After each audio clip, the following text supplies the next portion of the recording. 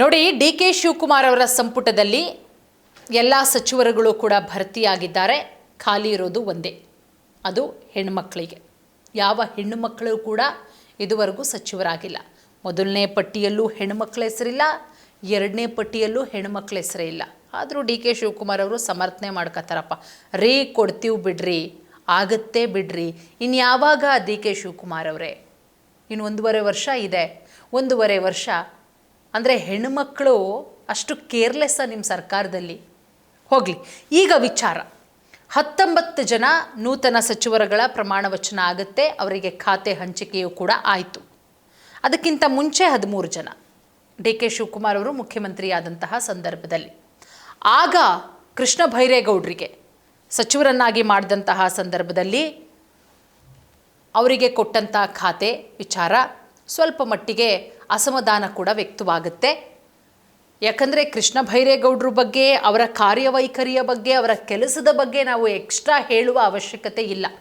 ಯಾಕಂದರೆ ಅವ್ರು ಎಂಥ ಕೆಲಸಗಾರ ಅನ್ನೋದನ್ನು ಹಿಂದೆಯೂ ಕೂಡ ಸಾಬೀತು ಮಾಡಿದ್ದಾರೆ. ಮತ್ತು ಭಾಳ ಸರಳ ಸಜ್ಜನ ರಾಜಕಾರಣಿಗೆ ಹೆಸರುವಾಸಿಯಾಗಿರೋರು ಯಾರಾದರೂ ಕಾಂಗ್ರೆಸ್ ಪಕ್ಷದಲ್ಲಿ ಸಚಿವರಿದ್ದರೆ ಮೊದಲನೇ ಸ್ಥಾನ ನಂಬರ್ 1 ಬರೋದೇ ಕೃಷ್ಣ ಬೈರೇಗೌಡರು. ಡಿ ಕೆ ಶಿವಕುಮಾರ್ ಅವರ ಅತ್ಯಂತ ನಂಬಿಕಸ್ಥ ಸಾರಥಿ ಆಗಿಬಿಟ್ಟಿದ್ದಾರೆ. ಈಗ ಅವ್ರನ್ನ ಸಚಿವರನ್ನಾಗಿ ಮಾಡಿದಂಥ ಸಂದರ್ಭದಲ್ಲಿ ಏನೆಲ್ಲ ಆಯಿತು ಗೊತ್ತು. ಅವರು ಅಸಮಾಧಾನ ವ್ಯಕ್ತಪಡಿಸ್ತಾರೆ, ನನಗೆ ಖಾತೆ ಬೇಡ, ಅದು ಬೇಕು ಅಂತಾರೆ, ಫುಲ್ ಖಾತೆ ಕೊಟ್ಬಿಡಿ ಅಂತಾರೆ. ಡಿ ಕೆ ಶಿವಕುಮಾರ್ ಅವರು ಅರ್ಧ ಇಟ್ಕೊಂಡ್ಬಿಟ್ಟಿದ್ದಾರೆ, ನನಗೆ ಅರ್ಧನೇ ಕೊಟ್ಟಿರೋದು. ಅದೆಲ್ಲ ಬಿಟ್ಟು ಕೊಟ್ಟಂತಹ ಕೆಲಸವನ್ನು ಅತಿ ಚಾಣಾಕ್ಷತನದಿಂದ ಮಾಡಿ ಡಿ ಕೆ ಶಿವಕುಮಾರ್ ಅವರು ಮೆಚ್ಚೋ ರೀತಿಯಲ್ಲಿ ಅವರು ಕೊಟ್ಟಂತಹ ಖಾತೆಯನ್ನು ನಿಭಾಯಿಸಿ ಡಿ ಕೆ ಶಿವಕುಮಾರ್ ಅವರ ಅತ್ಯಂತ ನಂಬಿಕಸ್ಥ ಸಾರಥಿಯಾಗಿದ್ದಾರೆ ಕೃಷ್ಣ ಬೈರೇಗೌಡರು.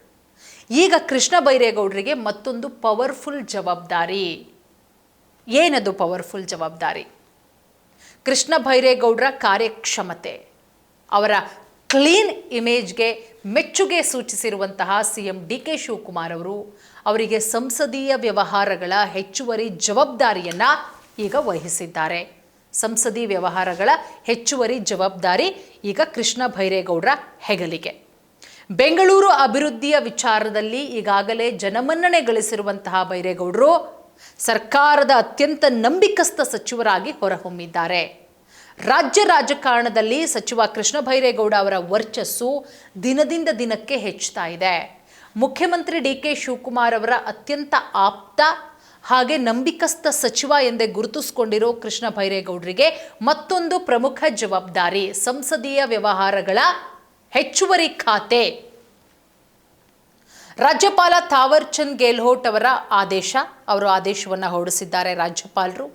ಸಚಿವ ಕೃಷ್ಣ ಬೈರೇಗೌಡರ ಕೆಲಸದ ಮೇಲೆ CM ಡಿ ಕೆ ಶಿವಕುಮಾರ್ ಅವರಿಗೆ ಎಲ್ಲಿಲ್ಲದ ನಂಬಿಕೆ. ಕೃಷ್ಣ ಬೈರೇಗೌಡರು ಕೂಡ ಅಷ್ಟೇ, ಹಿಂದೇನೂ ಕೂಡ ಸಚಿವರಾದಂತಹ ಸಮಯದಲ್ಲಿ ಬಹಳ ಮೆಚ್ಚುಗೆ ವ್ಯಕ್ತಪಡಿಸ್ಕೊಂಡಿದ್ರು. ಅಂದರೆ ರಾಜ್ಯದ ಜನ ಕೂಡ ಅವರನ್ನು ಹೊಗಳಿದ್ರು, ಸಚಿವರಂದರೆ ಹೀಗಿರಬೇಕು. ಈಗಾಗಲೇ ಬೆಂಗಳೂರು ನಗರಾಭಿವೃದ್ಧಿಗೆ ಸಂಬಂಧಪಟ್ಟಂತಹ ಪ್ರಮುಖ ಜವಾಬ್ದಾರಿ ಅವರ ಹೆಗಲ ಮೇಲಿದೆ. BWSSB, BMRCL, GBA ಖಾತೆಗಳನ್ನು ಅವರು ಸಮರ್ಥವಾಗಿ ನಿಭಾಯಿಸಿದ್ದಾರೆ. ಈಗ ಅವರ ಬುದ್ಧಿವಂತಿಕೆ ಹಾಗೆ ಸಂಸದೀಯ ಜ್ಞಾನವನ್ನು ಗಮನಿಸಿ ಸರ್ಕಾರ ಹೊಸ ಜವಾಬ್ದಾರಿಯನ್ನು ಕೊಟ್ಟಿದೆ. DKಶಿ ನಂಬಿಕೆಗೆ ಏನು ಕಾರಣ, ಯಾಕೆ ಕೊಟ್ಟರು ನೋಡಿ? ರಾಜಕೀಯದಲ್ಲಿ ಕೃಷ್ಣ ಬೈರೇಗೌಡರಿಗೆ ಇದುವರೆಗೂ ಯಾವುದೇ ಕಪ್ಪು ಚುಕ್ಕೆ ಇಲ್ಲ. ಕ್ಲೀನ್ ಹ್ಯಾಂಡ್, ಕ್ಲೀನ್ ಇಮೇಜನ್ನು ಹೊಂದಿದ್ದಾರೆ ಎಂಬ ಹೆಗ್ಗಳಿಕೆ ಕೃಷ್ಣ ಬೈರೇಗೌಡರಿಗಿದೆ. ಸರ್ಕಾರದ ಮೇಲೆ ಯಾವುದೇ ಆರೋಪಗಳು ಬಂದಾಗ ಅಥವಾ ಸಂಕಷ್ಟ ಎದುರಾದಾಗ ಅದನ್ನು ಕಾನೂನಾತ್ಮಕವಾಗಿ ತರ್ಕಬದ್ಧವಾಗಿ ಎದುರಿಸುವಂತಹ ಶಕ್ತಿ ಕೃಷ್ಣ ಬೈರೇಗೌಡರಿಗಿದೆ. ಹಿಂದೆ ಕಂದಾಯ ಸಚಿವರಾಗಿದ್ದಂತಹ ಸಂದರ್ಭದಲ್ಲೂ ಕೂಡ ಇವರು ಮಾಡಿದ ಕೆಲಸಗಳು ಇಂದಿಗೂ ಜನರ ಮನಸ್ಸಿನಲ್ಲಿದೆ. ಇವತ್ತಿಗೂ ಬೆಂಗಳೂರಲ್ಲಿ ಫುಟ್ಪಾತ್ ತೆರವು ಕಾರ್ಯಾಚರಣೆ ನಡೆಸಿ ಬೆಂಗಳೂರಿನ ಜನರಿಂದ ಭೇಷ್ ಅಂತ ಅನ್ನಿಸ್ಕೊಂಡಿದ್ದಾರೆ. ಹಠ ಬಿಡದ DKಶಿ, ಗೆದ್ದ ಬೈರೇಗೌಡ. ಸರ್ಕಾರ ಅಸ್ತಿತ್ವಕ್ಕೆ ಬಂದ ಆರಂಭದಲ್ಲಿ ಬೆಂಗಳೂರು ನಗರಾಭಿವೃದ್ಧಿ ಖಾತೆಗಾಗಿ ಸಚಿವ ರಾಮಲಿಂಗಾರೆಡ್ಡಿ ಪಟ್ಟು ಹಿಡಿತಾರೆ. ಆದರೆ ಬೆಂಗಳೂರಿನ ಸಮಗ್ರ ಅಭಿವೃದ್ಧಿಗೆ ಕೃಷ್ಣ ಬೈರೇಗೌಡರೇ ಸೂಕ್ತ ಅಂತ ಹೇಳಿ ನಂಬಿಕೆಯಿಂದ ಡಿ ಕೆ ಶಿವಕುಮಾರ್ ಅವರು ಹಠಕ್ಕೆ ಬಿದ್ದು ಅವರಿಗೆ ಜವಾಬ್ದಾರಿಯನ್ನು ಕೊಡ್ತಾರೆ. ಆರಂಭದಲ್ಲಿ ಕಂದಾಯ ಖಾತೆ ಮೇಲೆ ಆಸಕ್ತಿ ಹೊಂದಿರ್ತಾರೆ. ಬೆಂಗಳೂರು ಅಭಿವೃದ್ಧಿಯ ಮಹತ್ವವನ್ನು ಮನವರಿಕೆ ಮಾಡಿಕೊಟ್ಟು ಕೆಲಸಕ್ಕೆ ಹಚ್ಚಿದ್ದು ಇದೇ DK ಶಿವಕುಮಾರ್ ಅವರು. ಒಟ್ಟಿನಲ್ಲಿ ಸರ್ಕಾರದ ಕೆಲಸ ಕಾರ್ಯಗಳ ಮೇಲೆ ಹಿಡಿತ ಹೊಂದಿರುವ, ಯಾವುದೇ ಭ್ರಷ್ಟಾಚಾರದ ಆರೋಪವಿಲ್ಲದ ಕೃಷ್ಣ ಬೈರೇಗೌಡರು ಈಗ ಅವರಿಗೆ ಮತ್ತೊಂದು ಖಾತೆ ಆ್ಯಡ್ ಆಗಿದೆ, ಮತ್ತೊಂದು ಜವಾಬ್ದಾರಿ. ಸಂಸದೀಯ ವ್ಯವಹಾರಗಳ ಸಚಿವರಾಗಿಯೂ ಸರ್ಕಾರದ ಬಲ ಹೆಚ್ಚಿಸಿದ್ದಾರೆ. ನಮ್ಮ ಕಡೆಯಿಂದನೂ ಕೂಡ ಕೃಷ್ಣ ಬೈರೇಗೌಡರಿಗೆ ಆಲ್ ದಿ ಬೆಸ್ಟ್ ಹೇಳೋಣ.